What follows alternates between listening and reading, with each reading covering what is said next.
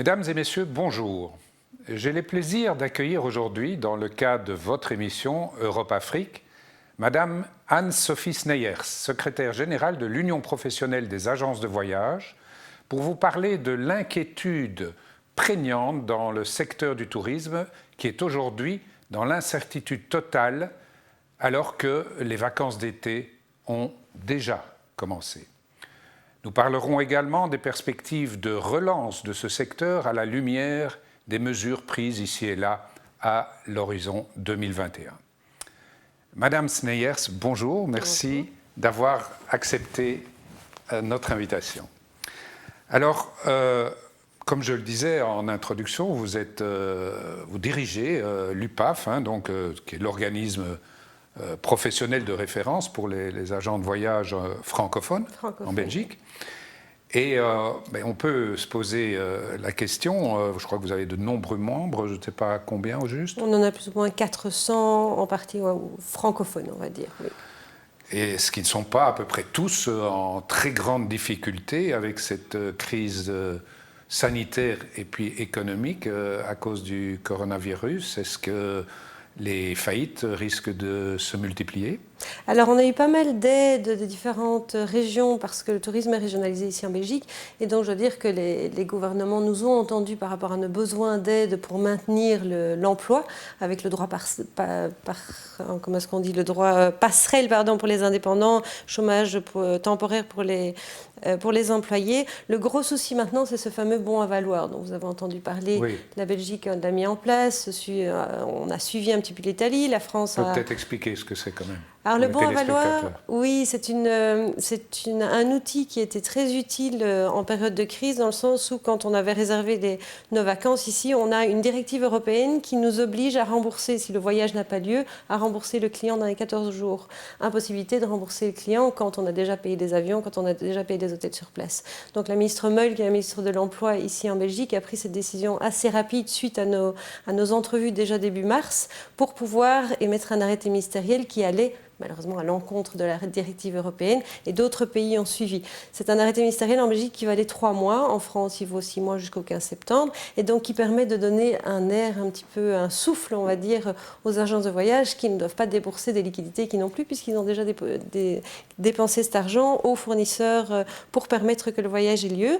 Mais depuis le 19 juin, en Belgique, nous n'avons plus cette possibilité d'émettre ce bon à valeur. Donc le client a tout à fait la possibilité, pour un voyage annulé aujourd'hui, ou qui ne peut pas prendre place aujourd'hui, de réclamer dans les 14 jours le remboursement de son voyage. Ce qui pose un très gros problème, puisqu'on attendait l'ouverture des frontières un peu plus élargie que l'Europe, comme ça a été le cas aujourd'hui. Et donc tous les voyages, le Maroc ou tout le nord de l'Afrique, qui sont quand même des destinations très importantes pour les Belges ou pour les Français, sont aujourd'hui interdites. Et donc ce qui veut dire que les gens réclament leur remboursement. Mais on ne sait pas réclamer ce remboursement, puisque les compagnies aériennes ne remboursent pas aujourd'hui. Donc finalement, ça, d'une part, un peu d'aide de l'État, droit passerelle, etc., chômage temporaire, et d'autre part, un système qui, par contre, lui, vous pénalise énormément. Si on fait la balance, ça met quand même les entreprises du tourisme en grande difficulté. En grande difficulté parce que ce bon à valoir était lié à quelques conditions. Une des conditions, c'était d'avoir l'obligation de rembourser le bon à valoir s'il n'était pas utilisé dans les 1 an de son émission. Et donc, nous savons que c'était une bombe à retardement pour l'année prochaine, puisque beaucoup de voyages ne vont pas pouvoir... Et si on veut rester positif au niveau belge et au niveau francophone en particulier, est-ce qu'il n'y a pas eu un plan de relance du tourisme wallon et est-ce que ce n'est pas une opportunité pour le secteur de proposer du tourisme dans cette partie du pays? Alors effectivement, il y a un plan de relance et de nouveau, c'est une matière régionale. Donc la ministre Debu a très vite travaillé sur un plan de relance en Wallonie, Tourisme Vlaandre en Flandre. Malheureusement, c'était pour le tourisme wallon. Et nous, depuis l'abandon de la licence en Wallonie en 2018, on n'a plus besoin d'une licence pour être agent de voyage. Et donc on ne dépend plus du ministre régional du tourisme, mais on dépend du ministre Borsu, qui est le ministre de l'économie. comme tout autre secteur, et donc il était beaucoup plus difficile d'intégrer ce plan de relance. Donc le plan de relance pour la Wallonie fonctionne bien, malgré les études qui ont été faites, et on retire de ces études qu'il y a une intention de voyage locale qui est de plus ou moins de 10% des Belges de manière générale dans un contexte normal. Suite à la crise, on monte à 14%.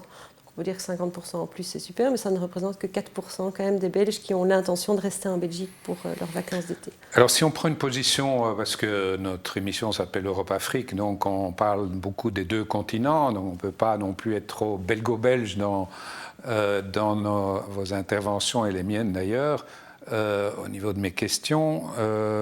Donc je voulais un peu voir avec vous comment est-ce qu'on gère un secteur comme celui-là dans une période comme celle-ci.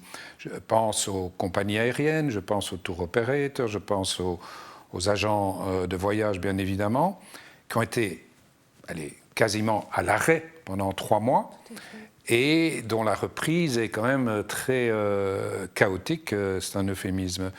Et en réalité, on est confronté à une offre qui est obligatoirement un peu limitée, puisqu'on ne peut pas aller partout, face à une demande qui est elle-même hésitante, parce qu'on n'a pas envie d'aller partout. Alors, comment est-ce qu'on gère ça ? Alors, on gère au sein des tour opérateurs et des agents de voyage, on essaie de se réinventer. Donc, c'est vrai qu'on a vu plusieurs acteurs qui sont un peu plus inventifs que les autres, qui ont complètement changé leur offre. Je pense à certains tour opérateurs qui étaient focalisés sur les États-Unis, qui ont effectivement reconcentré leur offre sur l'Europe, sachant qu'en Europe, on a encore des pays orange, donc c'est très, très compliqué finalement de mettre en pratique cette offre-là. Il y en a d'autres qui ont vraiment développé une nouvelle offre sur le continent, enfin dans le pays en Belgique, mais ça reste quand même très limité. Donc, le secteur est en pleine panique parce que tous les jours, on a des nouvelles informations et tous les jours, des vols sont annulés. 24 heures avant, ils étaient encore planifiés. Et puis, le fait qu'ils ne soient pas remplis, le plan de vol change. Et ça, ce sont des décisions commerciales pour lesquelles nous ne pouvons absolument rien faire, si ce n'est communiquer avec nos clients. Mais vous parlez des vols, j'ai quand même envie de vous demander, les compagnies aériennes, à mes yeux, en tout cas, se comportent de manière un petit peu limite en vendant des vols toutes ces dernières semaines, au niveau européen en tout cas, et aussi sur des destinations plus lointaines. Ils vendent des vols alors qu'ils savent pertinemment bien qu'il y a de fortes chances qu'ils ne puissent pas les assurer. Et donc, ça fait beaucoup de mauvaises images pour le secteur. Ressemble un peu à une arnaque pour des besoins de trésorerie immédiats. Quelle est votre perception de ça ? On a effectivement la même impression que c'est une arnaque, et le problème c'est que nous n'avons pas plus d'informations que le client lui-même pour pouvoir répondre à ces questionnements qu'ont les clients, de savoir oui mais mon vol pour le Maroc est prévu pour le 27 juillet, puis-je le prendre ? Ben oui, normalement vous pouvez le prendre, et puis là on apprend que non, en fait on ne peut pas le prendre. Donc le ministère des Affaires étrangères prend vraiment des décisions au jour le jour, dont les compagnies aériennes profitent évidemment, parce que ce flou artistique leur permet de rester eux-mêmes aussi dans le flou par rapport au vol prévu. Alors, de nouveau, aussi bien pour l'Europe que pour l'Afrique et même que pour tous les continents, je dirais les mesures d'hygiène sanitaire sont tellement drastiques pour le secteur touristique, pour les hôteliers, j'ai pu le voir de visu, pour les restaurateurs, il suffit d'aller au restaurant voir comment ça fonctionne, que le voyage perd un peu de son attrait. Alors si on ajoute ça à l'appréhension générale et naturelle des gens candidats au voyage, comment est-ce que vous arrivez un peu à rassurer, même à séduire les gens au niveau des agences de voyage ? Est-ce que vous avez des systèmes de call center ? Vous avez dû inventer des modes de communication un peu différents pour gérer ces appréhensions ? Alors les réseaux sociaux font beaucoup. En fait, on encourage fortement les agents de voyage parce que toutes n'étaient pas encore sur les réseaux sociaux. Donc il y en a beaucoup qui ont suivi une formation digitale qu'on leur a donnée pendant la crise pour utiliser au mieux ces réseaux sociaux. Et évidemment, ils ont quand même des clients qui sont sur place, dans les pays autorisés. Et ils ont un accord avec leurs clients qui postent des photos, qui font des commentaires sur leur propre page, je parle de Facebook notamment, et qui motivent les clients à se dire mais en fait c'est pas mal. Parce qu'effectivement, voyager avec avec un masque, c'est pas drôle, il y a beaucoup de contraintes, mais les gens sur place se disent, mais il y a beaucoup moins de gens sur place, donc c'est très agréable en fait. Oui, c'était une question que j'allais vous poser, puisque en fait, est-ce que c'est pas vraiment précisément le bon moment de voyager? Moi perso, je reviens de 10 jours avec mon épouse en Provence. C'était un régal, mais aussi grâce à cette solitude quasi. Et quand on regarde un peu les statistiques, aujourd'hui, il n'est plus question de faire la queue pour monter sur la Tour Eiffel ou autre chose. Donc, à minimum dans l'espace Schengen, est-ce que ce n'est pas une période relativement idéale pour voyager? Ah oui, on en est certain. Je vois qu'effectivement, les retours de la Corse, de la France, même de l'Espagne sont très positifs par rapport au fait que les plages sont libres. Effectivement, on ne doit plus faire la file. Alors, évidemment, au niveau restauration, la capacité doit être limitée suite au protocole sanitaire qui a été imposé, mais c'est tout bénéfice pour les clients, oui. Alors, qu'est-ce que vous dites quand vous entendez les virologues qui, eux, sont très très fermes et supplient la population de ne pas partir en vacances? Ça vous hérisse ou vous les comprenez? Alors, il y a un virologue qui a cette position très ferme que je ne veux pas écouter parce que je ne suis absolument pas d'accord avec lui. Il y en a d'autres qui sont beaucoup plus nuancés. Et avec les retours, justement, via ces réseaux sociaux, via notre réseau d'agents de voyage, je me rends compte que les clients eux-mêmes n'ont absolument pas le même point de vue. En Espagne, par exemple, qui était quand même une destination très, très visitée par les Belges, les mesures sanitaires sont beaucoup plus strictes qu'ici en Belgique. Et donc, ils se sentent même plus en sécurité en Espagne qu'en Belgique aujourd'hui pour rentrer dans un restaurant. Vous rentrez dans un restaurant ici en Belgique, tout le monde ne porte pas le masque. En Espagne, les gens portent le masque. Donc voilà, les virologues ne sont eux-mêmes pas tous sur la même longueur d'onde, donc il faut aussi prendre le bon du mauvais. C'est parfois difficile quand on n'est pas spécialiste médical de savoir quelle est la bonne information. En même temps, à la décharge des virologues, c'est un peu leur métier de tirer la sonnette d'alarme, parce que quand on voit maintenant, de nouveau, vous devez, naviguer et travailler dans un contexte où on entend des risques de deuxième vague, où il y a des apparitions inopinées de clusters de ci, de là, où il y a des reconfinements subis de petites régions entières. C'est évidemment très très compliqué, j'imagine, pour vous de gérer ça également. Ce qui est très compliqué, c'est de gérer l'information qui est transmise, en fait. L'histoire de l'Espagne est un cas vraiment typique, dans le sens où on a vraiment... la Belgique a mis tout le pays en zone orange, alors que les deux clusters qui sont effectivement apparus en Espagne... Et en Galice. Voilà, exactement. L'un d'eux concerne une maison de repos. Donc ça n'a rien à voir uniquement. Ouais, donc ça ne représente absolument pas un lieu de vacances. Ouais. Donc on doit chaque fois réexpliquer, contacter les journalistes aussi pour les donner la bonne information de grâce. Parce que... Comme en Suisse maintenant, dans le Jura suisse, pour une école, je pense, qui est contaminée, tout d'un coup il faut confiner. Très bien. Je vous préviens, on a une petite interruption là maintenant et chers téléspectateurs, on va se retrouver après la pause. Madame Seyers, nous allons poursuivre notre conversation sur la problématique du tourisme et les dégâts de la crise sanitaire. On parlait des risques de deuxième vague, etc. Une autre difficulté maintenant, c'est aussi les mises en quarantaine. On parle de mise en quarantaine, parfois à l'aller, parfois au retour, parfois les deux. Ça perturbe encore davantage la gestion touristique de parcours de voyageurs.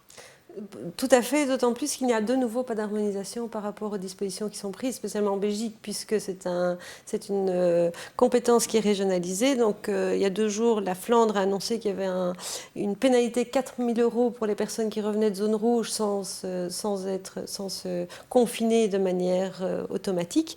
La Wallonie et Bruxelles ne se sont pas encore prononcées par rapport à ça. Et on attend beaucoup de la citoyenneté des gens à effectivement respecter, mais La Belgique est un pays compliqué, donc on ne peut pas obliger, on peut fortement recommander. Et donc aujourd'hui, c'est vrai que c'est encore le flou pour se dire est-ce qu'on doit revenir et se mettre en quarantaine, oui ou non. Alors hier, on a quand même fait un petit peu de bruit au niveau de la presse parce que c'était vraiment très compliqué de s'y retrouver. Et donc aujourd'hui, je pense que le site de la diplomatie était clair et ils ont trouvé un accord pour effectivement montrer de nouveau avec ses couleurs. Si on est rouge, c'est confinement, plus un test en arrivant, un test 6 jours après. Orange, c'est confinement fortement conseillé et un test, et quand c'est vert, il n'y a pas de confinement. Mais c'est vrai que comme tout change tous les jours... Ça évolue tout le temps. Oui. Et est-ce que finalement vous vous rendez compte que du fait de cet imbroglio incroyable sur les ouvertures de frontières, les gens finissent par décider de voyager local autant que de rester juste chez eux? Le voyage local, mais comme je l'ai dit, a augmenté, mais les capacités sont aussi limitées. Et donc on voyage plus au niveau des pays limitrophes. Les gens ont besoin de partir de chez eux. Je pense que cet effet confinement, et je pense que c'est comme ça partout dans le monde, on a besoin de voir autre chose. On a la chance en Belgique d'être entouré de beaux pays, avec des pays qui sont très diversifiés. Et donc on voit que les départs en France, par exemple, pour lesquels il n'y a pas de souci, sont en augmentation aussi. Ouais. Ouais. Vous parliez de l'Espagne. L'Espagne risque de quand même souffrir très très fort. La France peut peut-être s'en sortir. Mais selon vous, quand vous regardez un peu la carte du monde et les destinations, je ne parle pas du top 3 qui sont des destinations assez proches et européennes, mais ensuite au Maghreb, en Turquie ou dans des pays plus lointains, les Belges vont beaucoup aussi quand même. Quels sont les pays qui, selon vous, vont être les plus affectés et en même temps, quels sont les pays pour lesquels les Belges sont quand même prêts à aller et qui seraient, soi-disant, peut-être des pays difficiles à atteindre en termes de voyage? Je pense que les pays du Maghreb sont vraiment des destinations qui sont prisées par les Belges, surtout en période d'été, et que ces pays communiquent très bien par rapport au protocole qu'eux suivent. Ils ne sont pas dans l'Europe, ils ne sont pas obligés de suivre le même protocole européen, mais ils communiquent en disant on le suit aussi. Et c'est vrai que je reçois des offices du tourisme, des vidéos de ce qui se passe en Tunisie, au Maroc, et on attend avec impatience que ces pays puissent avoir cet accord de réciprocité avec les affaires étrangères, puisque j'imagine que c'est la chose qui bloque les affaires étrangères à autoriser les Belges à se rendre dans ces pays. Donc j'ose croire que pour le mois d'août, ces destinations sont ouvertes pour les Belges, ce qui ferait beaucoup de bien à ces destinations tout autant qu'aux voyageurs belges. Est-ce que vous ressentez néanmoins une réflexion sur les mentalités des voyageurs, peut-être sur le long terme, où ils vont chercher davantage le voyage sur mesure au détriment de l'effet Torremolinos et des plages bondées? Alors je pense que l'expérience que les voyageurs auront cette année va mûrir, enfin je l'espère, mais je pense que ça va avoir un effet sur leurs demandes futures, effectivement. Les gens qui sont aujourd'hui à Torremolinos et qui se rendent compte qu'il y a beaucoup moins de gens sur la plage vont se dire en fait c'est bien aussi des vacances comme ça. Donc je vais peut-être chercher des vacances comme ça dans le futur pour justement profiter autrement de mes vacances. Mais je pense que ça va prendre un certain temps. Alors il y a des pays dans le monde où, parce que ça c'est pas le cas de la Belgique, mais où le tourisme est la première source de revenus, donc forcément c'est redoutable sur le plan économique et même sur le plan social. Cette paralysie est à l'échelle planétaire, donc est-ce que vous suivez un petit peu ce qui se passe dans d'autres pays, même en dehors de l'Europe, en termes de, je dirais, fragilisation suite à la problématique touristique? Oui, je regarde. La Tunisie a quand même été pas mal impactée ces dernières années avec les différents événements qui ont lieu. Donc on savait déjà que ce pays était vraiment très dépendant du tourisme et on voit sur place, et même les tour opérateurs qui ont des liens avec des DMC, donc des organisateurs sur place, de nouveau ils pleurent. Ils se sont à peine relevés d'une crise que maintenant ils en attaquent une autre et pourtant ils sont toujours debout. Donc j'ai foi en l'Afrique dans le sens où, connaissant cette population, je sais qu'ils se relèvent, je sais qu'ils sont imaginatifs, ils sont volontaires aussi. Donc j'ai foi qu'ils vont se relever, mais je me rends compte qu'il y a effectivement des organisateurs ou des acteurs sur place qui déjà réfléchissent à une nouvelle manière de voyager. Alors vous aviez évoqué le Maroc, que je crois que vous connaissez très bien. Vous savez que c'est notre forte audience, puisque la chaîne internationale est marocaine, avec son siège à Tanger. Alors le Maroc, justement, c'est Tanger, mais c'est Fès, c'est Marrakech, c'est Dakhla, c'est Agadir. Donc c'est un des pays les plus beaux au monde, très très touristique. Et il risque de perdre de l'ordre de 10 milliards d'euros à peu près avec ces frontières fermées pour l'essentiel, en tout cas avec un tourisme en veilleuse. Et il s'est donné une autre orientation qui est le tourisme interne. Est-ce que vous avez observé ça ? Alors j'ai lu plusieurs articles qui me paraissaient vraiment intéressants et j'étais épatée de voir la réactivité de ce pays, mais que je sais bien gérer au niveau économique, donc ça ne me surprenait pas outre mesure, mais leur réactivité à justement s'adresser à leur population locale. Et ça, je trouve que c'est une chance aussi parce que sur le long terme, c'est quand même quelque chose qui va permettre au pays, au niveau touristique, de se maintenir. Le tout est de savoir est-ce que les populations locales sont prêtes à voyager en interne. Sachant que le pays, au Maroc, a, je dirais, une sorte de fracture au sens où les provinces du Sud sont très très très peu touchées. Par exemple, le Souss Massa, la région d'Agadir, est la région la moins touchée si l'on prend le nombre de cas de contamination. Il y en a 91, je crois, 91 contaminations pour une grande population. Donc si on croise les contaminations par rapport au nombre d'habitants, c'est la région la moins touchée. Et du côté de Gouilmine et de Dakhla, etc., c'est très peu touché. Alors qu'évidemment, là où ce sont des villes et des grandes villes comme Casablanca ou Marrakech ou Tanger, il y a eu plus de cas. Donc, est-ce que vous pensez que ça risque d'être un frein, en tout cas pour ceux du Sud pour aller au Nord, peut-être moins pour ceux du Nord pour aller au Sud, ou est-ce que ce pays prend une décision quand même assez perspicace, je dirais, pour générer des revenus touristiques via sa propre population? Ce qui me frappe dans un pays comme le Maroc, c'est finalement la différence du pouvoir d'achat. Et le Maroc s'est fortement concentré sur l'Occident pour attirer effectivement un pouvoir d'achat moyen dans des hôtels qui sont faits pour et qui sont faits pour les Européens. Alors est-ce que cette manière de voyager convient aux autochtones ? Ça, c'est ma première question. Et deuxièmement, est-ce que les autochtones ont la possibilité de rentrer dans ces hôtels et de pouvoir profiter de ces infrastructures ? Ça, c'est vraiment une question que je me pose. Par contre, je pense que oui, les Marocains ont un pays qui est tellement riche et tellement diversifié qu'il y a de grosses possibilités pour qu'ils trouvent leur bonheur. Mais est-ce que c'est dans la mentalité des gens plutôt qui sont pas dans... Les gens des villes voyagent déjà, ça c'est clair. Et donc c'est vrai que vous avez des Marocains de Marrakech qui vont à Agadir et vice-versa. Maintenant, je pense que le pays a envie aussi d'investir dans le voyage des gens qui vivent dans des régions plus reculées. Est-ce que ces gens vont avoir le pouvoir d'achat de le faire, vont avoir l'envie de le faire? Je pense qu'en Europe, on a remarqué dans les 30 dernières années qu'il y a eu cette évolution. Donc je pense, oui, que ça peut être très positif. Alors, on parle de l'Afrique, mais 2 mots sur les États-Unis et l'Asie. En fait, les Américains et les Asiatiques constituent des réservoirs de voyageurs énormes. Et pour ce qui est de l'Asie, avec une croissance incroyable, est-ce que cette absence de voyageurs de ces pays est douloureux, même pour un pays comme la Belgique et pour l'Europe en général? Extrêmement douloureux. Vous voyez, la grande place de Bruxelles est vide pour l'instant.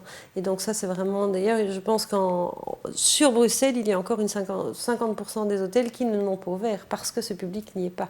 Donc je trouve que c'est une... Oui, je ne vais pas me prononcer sur la gestion de la crise aux États-Unis parce que je pense que je prendrai une position qui est peut-être un peu trop personnelle. Mais par contre, les Chinois, je sens qu'ils ont cette envie de voyager parce que ça fait partie aussi de leur identité de pouvoir voyager. C'est quelque chose qu'ils ont développé aussi ces dernières années. Ils ont envie de voyager. Et donc, ça a un gros impact sur nos pays, oui. Alors, terminons peut-être sur l'aspect social. Donc, et je ne parle pas ici pour la Belgique, mais plutôt au niveau mondial et en particulier sur l'Afrique, puisque...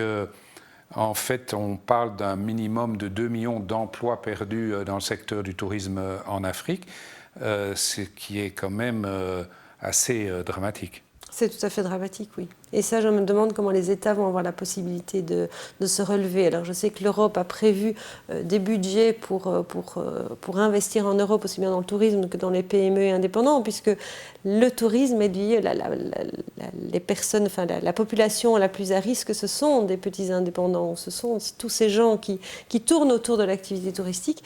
En Afrique, malheureusement, je n'ai pas les chiffres et je n'ai pas l'idée de ce que les États africains peuvent mettre sur la table, mais je pense que ça va être très compliqué pour eux, effectivement, de soutenir. Alors, dans le même ordre d'idée, les gros opérateurs n'hésitent pas à licencier énormément et même le numéro 1 mondial, TUI, a annoncé des pertes d'emploi. Donc, est-ce qu'on peut craindre, là, à court terme, une réduction globale de l'emploi dans ce secteur de l'ordre de 10-15% au niveau, je dirais même planétaire? Je pense qu'on peut le craindre à court terme, mais je pense aussi que les plans de relance qui sont justement travaillés au niveau européen et j'imagine dans les autres continents aussi, vont faire émerger des nouveaux métiers.